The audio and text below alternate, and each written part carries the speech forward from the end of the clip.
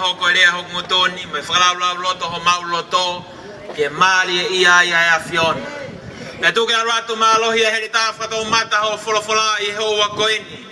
Ke ne maio yo ia e loto mai whakaukau ai tonga kotoa pe. Hoko mai e lau maria e afiona ko e afi whakamaa. A mau ngahi lotoni, keina kotoa e ngau haa e mau ngahi kovi. Ka tuku ke hoko mai ho wholofola o nofo ia i ho mau loto. Ho mau lau mari e ho wakoini. I wawhai tamai pa mai alo. Me lau mari e maani oni. Amen. Tapu pea moe a fio e o tua mafi. Ko e o tua tonga. Pe ko e o tua utautui ko ia e alifa moe o meka o tonga. Ko e o tua na e kamata. Me ia e tangata pea moe fefine ko toa be. Pea ko e toko taha tatau be. Moe tua tatau be fra osi ki ai. Ai mo ui ai toko taha ko toa be. Tapea moe fra lang langi. Oi malanga fra evangelio. Katoanga tau ni manoa. Oi kau taha lau te hitapu atonga. Eki minista paanga pea moe palani fra fonua. On rapol toki ta isake eke. Tako kore ke u whamalmalo hinga hitala whatapu kotoa be. Kua kamata aki ai polokalama. Whakawhiawhia mo e whakaevangelio maasi isu o e aho koe ni. Ka tā mo koe whainga maari eni. Ke whafofonga atu ai wholofola e eki. Ka teki tau tolu kotoa i e whiafu koe ni. Pot wholofola malanga. Senesi vahe ulu aki. Pea kia i hono ua mo e tolu o e vesi. Pea nā e mau nganoa a mamani mo lala. Pea nā e whabouri e funga e loloto. Pena e o whaki he laumari e o tua ke fukahi vai. Pea wholofola e o tua ke mama mai. Pena e mama. Pena e mama nganoa mama ni molala. Pena e whabouri e funga e loloto. Pena e o whaki he laumari e o tua ke fukahi vai. Pea wholofola ai o tua ke mama mai. Pena e mama. Ia iha tunga lea ke whamaunga ki ai. Ai tau malanga whaka evangelio e whiafu koe ni. Pea ku pehe hono whakarea. Ko e iwi o e wholofola. Tene li liu a tonga. Ko e iwi o e wholofola. Pe ko e malohi o e wholofola. O gune malawa ke ne li liu. Ho tau whanua. Tau whawhitai ke o tua ko hiko e tau wau mai. Ke po whakoloa koe ni. Hange pe ko ia ko mea ki ai. Ai whawhalang lang e aho koe ni pe koloa i ai. Ai whana wako kotoa e whanua pe ame hakotupu e whanua. O tau kei manu ia i tongani. Ko hio ku kei ata pea e lotfa karistiane. I he ngahi ako anga kotoa o e whanua. Ko tau whawhitai pe tau pore ai ko hiko tonga ko e whanua lotu. Ko tonga ko whanua karistiane, ngofua ai lotu, ngofua ai lau tohi tapu i ngā iapi ako. Kaya weni ke tau weni ni manoa, ai lere mai ai kautaha ko eni. Tau whawhitai ko hiko visone, whafou mai o tua, ia ilai sane tu fui tu pou. I tau tahi wauna ni ma. Ang mea he ni pia moto ke tau wili fukafuka. Kaya ma meleane, moala siu he ngalu, mo kinau tolu. Ana ukamatai mai ai kautaha lau tu hitapu a tonga. Kautau heni he po koe ni koe mea ku whai ki ai ai toka ngā. Peo ku kei mālohi nai ai iwi o e wholofola ke ne ni liu ai mo ui e tau tupu. Tau iha kuonga pe moa tau tangata ku iai e toko lahi kamata ke nau teke te kei mai e tohi tapu. E nau pehe kai ke aunga e tohi a koe nā. Ko hau pe o lau pe pe o hovare pe ko liliu ho moui kai ka mea pe he ia pe whau hinga ia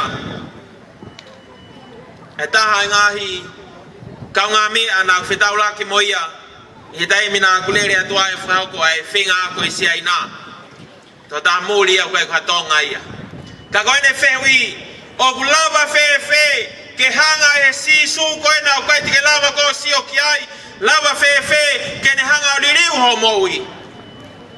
Ka mea ku maari e. Rea koe na fai e tō tā koe ni. I don't know how you do it, but I want to be like you. I want the same change and the same impact that God has done in your life to also be done in my life. Ko e wholofola ai o tua o piaia iwi malohi ke ne hanga o liliu ai mo ui ai tangata pia mo e whewhine. Whawhitai ke e ki ko hiko e wholofola ko eni ne mo mea mai ki ai whai bea e lotu pia mo e hufia ko hana iha wholofola he kulahi au pito e ngai wholofola o whikawaki pia mo e mahu inga o e kautaha lauto hitapu. Ka mea koe nai omi ke whakau kau koe fōi whaafe. Koe whaafe ka te tau tōlu tonga. Tau toe whoki ki he kamatanga o mamani. Ko bau pe ke tau whoki ki he foundation o mamani. Ke tau whoki pe ki he toi senesi. Koe tohi ai kamatanga. Me tau whoki koe ia ki he toi senesi e aho koe ni. Raki vesi pe o e toi senesi o kune omi e rea koe ni. I he kamatanga na e whakatupu e otua. Kamata pe e tohi tapu.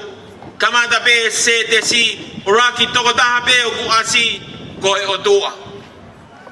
Ika ike asi mai ha palofesa. Pe asi mai ha whaiako iloa.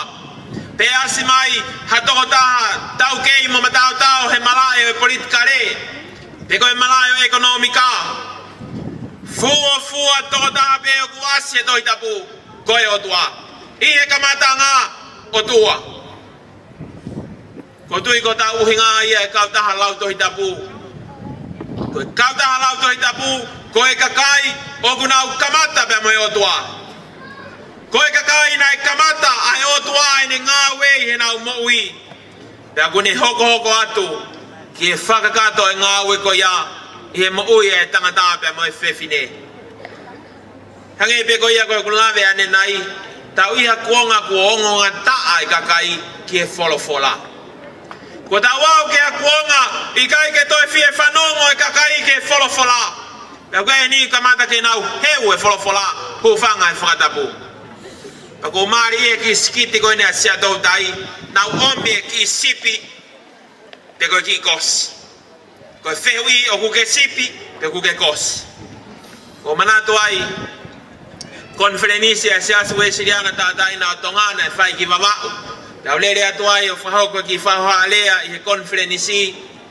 Pena e omi ka te au he eiki e whakatātā koe ni, o e whanki manupuna, o e i kare, ai aku pehe, ai se a whanoa ve stol taha ko ha matatari ka si ova te ne whafou hona wiwi te nau puna ke olunga hange ko i kare te nau lere o kai ungosia te nau haere o kai vai o mire ka te ai whakaukau ko eni whe mau ke pole e kau e siri anapea pole me kau karistiane pe ka kau karistiane i kare pe ka kau karistiane moa ufanga e whakatapu ai a koe whanki moa ko nau whatongia pe koe heu lako atu pe nau mea kai nau heu. Hau na tore heu. Taka ngahi na tula ia ku lahi ngai ahu koe ni. O ki ai e tau tup toko lahi, o ku nau heu e wholofola. I kai fie whanongo. Poko tui pe ke ni o ke mea mai, i heni pe o ke mea mai he ngalu ea. O ke pehe koe kia te koe. Mau taimi e prokalama mai e koe nahe kai ke tui au ki ai. Hei kai ke u whakato malau. Hei kai ke ufie tali au a sisu, kai ke kau hatahai a te au, kou sias ke he awia, e ke atu pe kau sias haena, fie mau pe ke ilok mau sias tatau, kau tok whanongo. Whakato ngai mea kune hanga o punu fuu ai mo uia e tangatape mo e whewhine. Koe tūkunga pena ia mamani he kamatanga, tala mai toi senesi, maonga noa mamani, pea lala. Koe tūkunga ia o e moui e tangata mo e whewhine i he taimi ko ia kui kai ke ia e otua. Te whakarea ke te mahinoang ko hiko e tau whanau. Taimi ko te kai ke talia sisu. Koe whotunga koe ho moui o ku maonga noa pea lala. Lonely. la he fangi hiva he tai nimi ko mau e ki hiva na whanongo atua e toka tahana ne hiva ko te he I'm so lonely pe tau hiva pe tau repeat pe ki foi se testa tau te siat ke toka taha koe ku ne hiva pe pe mo ne ongo te alu pe whainga niho na tō ki lalo te kai whari ki mo hiva pe I'm so lonely koe boni koe lonely koe kakai au te kai ke nau talia sisu lahi e kakai tongani ok nau lonely mau be panga mau be mawhai mau be ngai mea lere heka sa tolo Toyota hafu e kalas keke mea lere fetong tongi pe hifa be meri mosin heka atu ke wakapuna heka ke seti alu kitua mamani os whanonga tape he tama begu ase faiva et faiva ka te ke hau mai ki tongan ka ka tau sio koe ki ai o ke e toko lai kuna mau ngai koloa mamani ka koe kai koe ke mau e o tua whana waku o ku lala e mo ui ka ia iha tau koe tene mau a sisu o ku mau nganoa pea lala e mo ui ka koe whakawheta i e honi lolo tonga koe mau nganoa mamani lolo tonga koe whakapopo uri e whonga e universi tala mai pea nae o whaki e lau maario e otua ke fukahe vai tamata ke ngāwe mai a iwi e otua e tā koe otua ngāwe mai koe fuafua ngāwe ni o ku asi i he tohi tapu o kai ka ngāwe ia e kau taha lau tohi tapu tok tau ni manoa pe ni e kau taha lau tohi tapu o kai ka ngāwe ia hasias hena tok fotu pe ngā siasi ia whakaristiane tok lahi e senturi taha fitu rak senturi tok whai mai ki mui i he kamata ngā mau ngā noa maman molala pia o whaki e lau mario e otua tā koe otua kune whai a ngāwe tamasi mo e tahine lau tohi tapu koe taimi koku ta lau e tohi tapu pia ku ta ofa i he wholofola koe whailonga koe o e kau taha lau tohi tapu koe tangata mo e whewhine o e tohi pe taha you are a person of one book and one book alone owa koe ni kou lama mai ki he malanga o e whiawhini na ulotu beke e ki ke omea ki whakatata ko saia mau beke whaiwhangi illustration ko hi ke au e whekau taka mea ini na omi he e ki ke o atamai mo whakau kau ke o ala whakasio mai ngahi o tu tohi koe ni ke tautara noa ki ai toko lahi a ki tau tolu i he tau whanonga ku whai o ke pe ngahi tohi a ku tau sa i ai o tau ilo pe tau tolu o ku sai e tohi tapu ka koe ke tau whaalau e tau tolu ia whahinga ko hi koe ngahi sivi koe na e whai ia lewa ngahi textbooka ku nau hanga lau ko ki textbooka koe nau tō mai na u tō whawawā mai peka u lele mai na koe ko tok CFN ki ai ko hono ki hingoa koe the impact of humanism aina kake toton ke kawe nia e lele mahe pōni tania ngoia koe na ko ke hau ki tohi toko lahi kakai tongani mari e iang e nau tore humanism pako whapapalahi pe ke toke tā fuka mo ki nau toru ai kau matau koe ia i he teolosia pia mai whau hinga koe ni ka koe ome e tohi koe ni koe whakau o ku lahi e toko lahi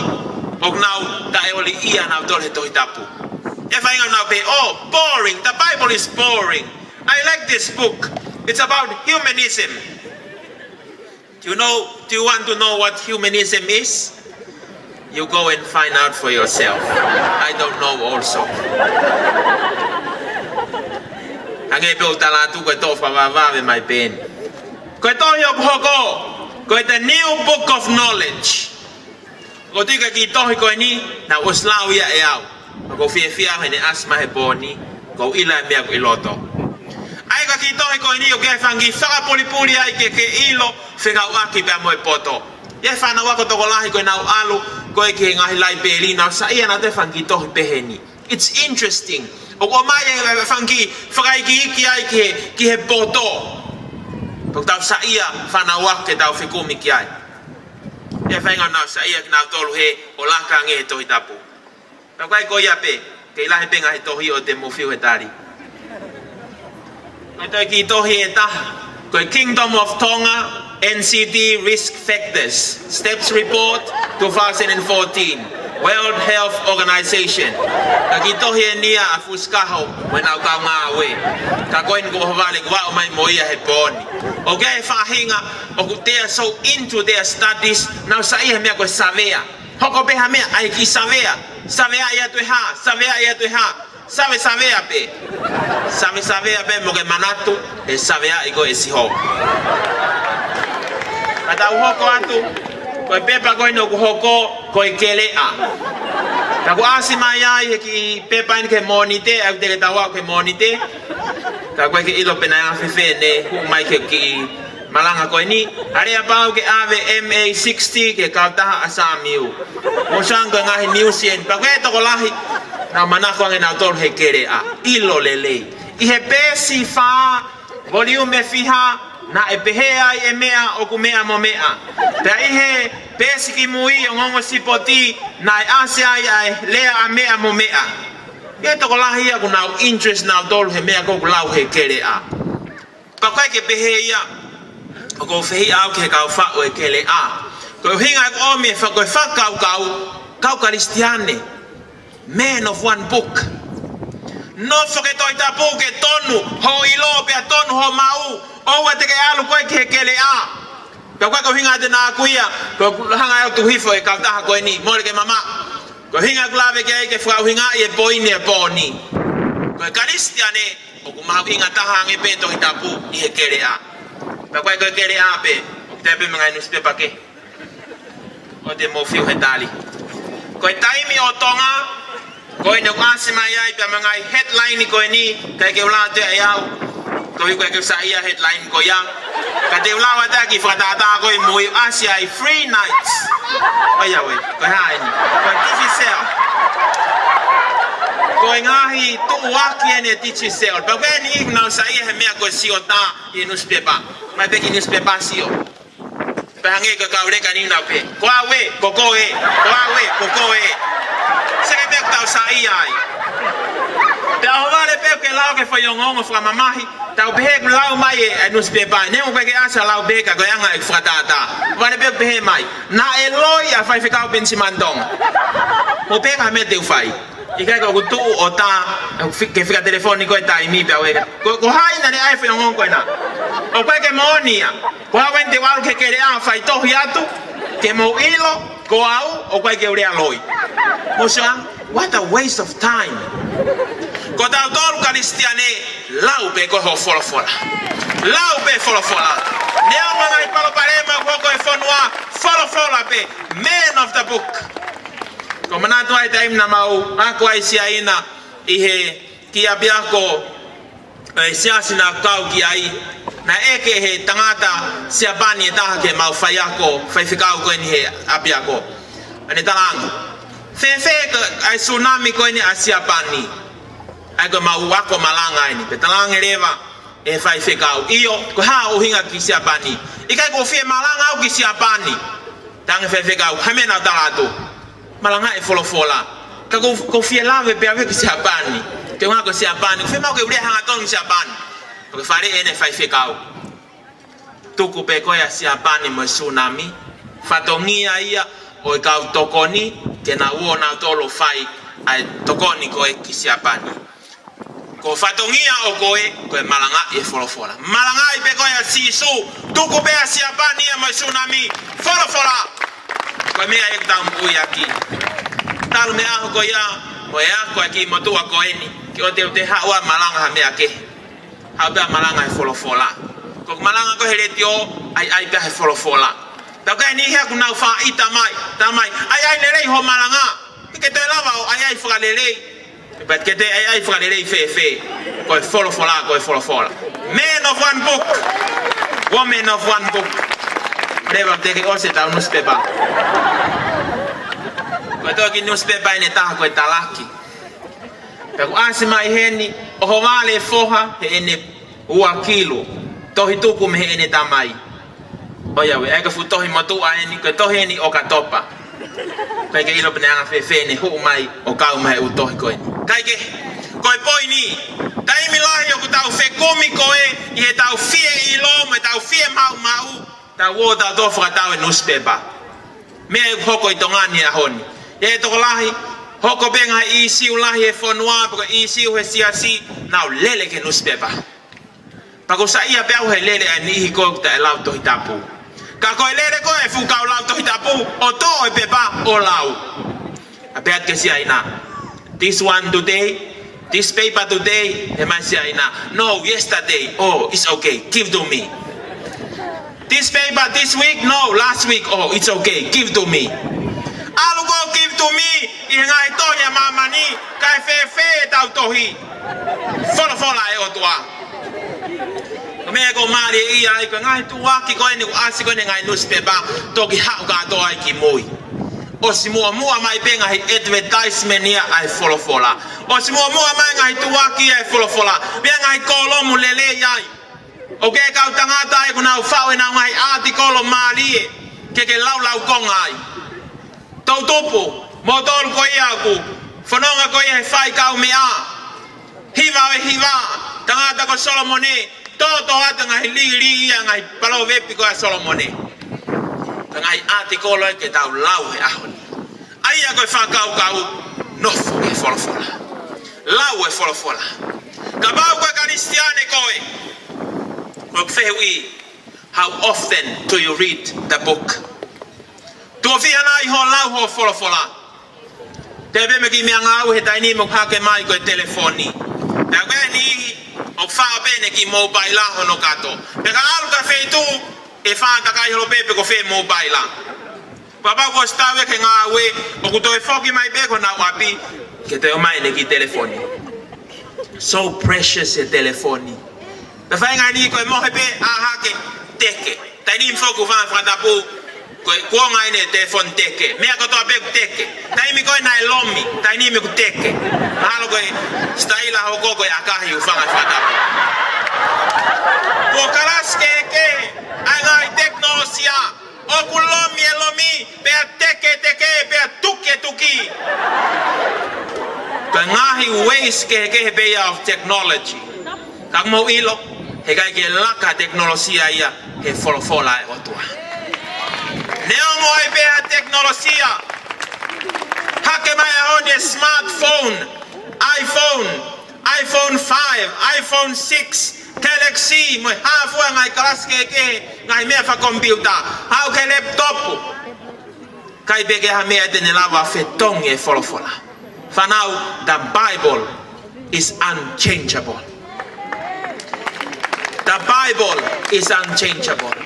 Pag me ayo ku fi mau ki tonga he ahoni he ka bawe lau to itapu e ka tonga e sisi e longoa mo se ngai pe pa kon foto ko ni ko ngai pe pa longoa ko si obeki ai ke longoa ia ada mai e to dan ndala mai ka diao hoi hela ia halo ke hela ia ai ko lau e pe pa ko ni ko ita ke ita ka hai de lau ta kai ke ita ma ta ai ko fo ita pe au ya me ne lau ka me a Deu lau e toi koe pau ita e lau a mea ke a mea. Kau talangi. Pamole mole atu pe tangata eki. Au ki tokoni atu. Ko ke lau nai ai fola. Ya kata tu tahu ni bentama iyo os mahino mea mahino nai iyo pe ai leva mea mahino. Ke ta mahino pe ko ka ke fie ai mea mahino. Ko ya honi tau lau e fola. Tonga fafe ahoni ke tau lau e toi tapu. Read your Bible, pray every day, and you will grow. Kahiva ia kau kinta ka teni. Mafita ke eki. Ko aho ni tau tokanga ke fola. Tau tupu ko tui pe ko ahe pompongi ke ho ha. Ko aha pe o se ko ki telefoni, ya pe ko haina text mai. Habe ko fika haina na text mai ia. Ko hai ni. Toto ha to lols. I don't know. Ko ai mo ke lau ho fola. Ke fanongo ke sisu. Porque boy na glave que ane nai. Koloto mamahi be ko to elawe ngahi to kehe. Ba ni que to loto mamahi la ko Facebook a. He ko ke sio be ko ki be si o ke te alu ko ke be si a mea. Me be si I friend. Ka ke alu atu ai o ke sio ai o kuna lau mai ka koe. Iyo tukko to hita puke ta faki. Tangotu atu koe Colombia. Colombia tu koe me tongani. Kai lomi mai me feitu o iai. Ma lomi mai matafakio tua maman. Fai te tau lau ia.